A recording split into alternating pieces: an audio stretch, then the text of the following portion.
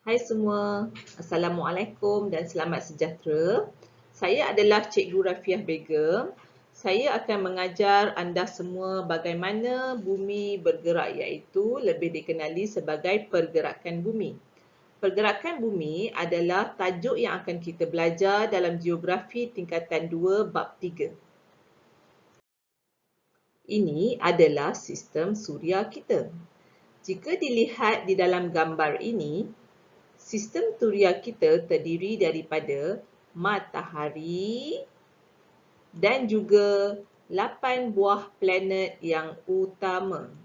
8 buah planet yang utama. Seperti yang boleh awak lihat di dalam gambar inilah.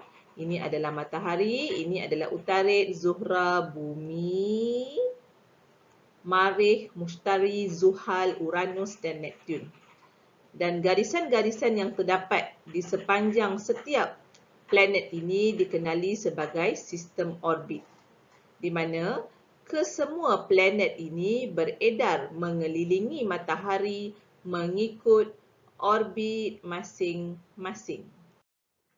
Jom kita bincangkan mengenai pergerakan bumi. Kita sebagai manusia, kita tinggal di atas bumi. Adakah kita sedar bahawa bumi kita sebenarnya bergerak? Adakah kita nampak pergerakan tersebut? Jadi, bagaimana kita nak tahu bahawa bumi kita ini bergerak? Ada pelbagai bukti yang menunjukkan bumi kita bergerak. Bukti yang paling mudah adalah siang dan malam. Kejadian siang dan malam antara bukti yang menunjukkan bumi kita bergerak. Jika dilihat di dalam gambar ini adalah bumi kita, ini adalah bulan. Manakala ini adalah matahari. Pergerakan bumi dalam sistem suria berlaku melalui dua cara. Dua cara, iaitu putaran bumi dan peredaran bumi. Bumi berputar pada paksinya, di sini bumi akan berputar pada paksinya, iaitu daripada barat ke timur. Sambil bumi berputar, bumi akan beredar mengelilingi matahari di sini. Bumi akan beredar mengelilingi matahari. Bumi juga beredar mengelilingi matahari mengikut orbitnya yang berbentuk elips, iaitu bujur. Terangkan lebih terperinci mengenai putaran bumi.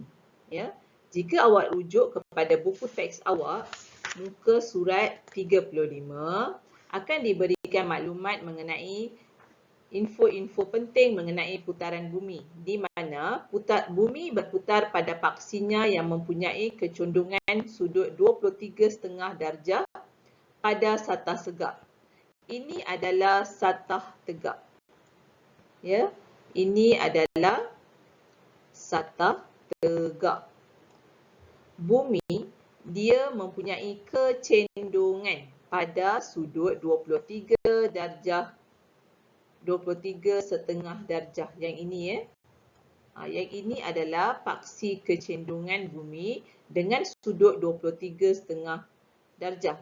Bumi berputar secara cendung. Dia tak berputar secara menegak. Putaran bumi adalah dari arah barat ke timur, iaitu lawan arah jam. Selain daripada itu, satu putaran bumi mengambil masa selama 24 jam ataupun 1 hari.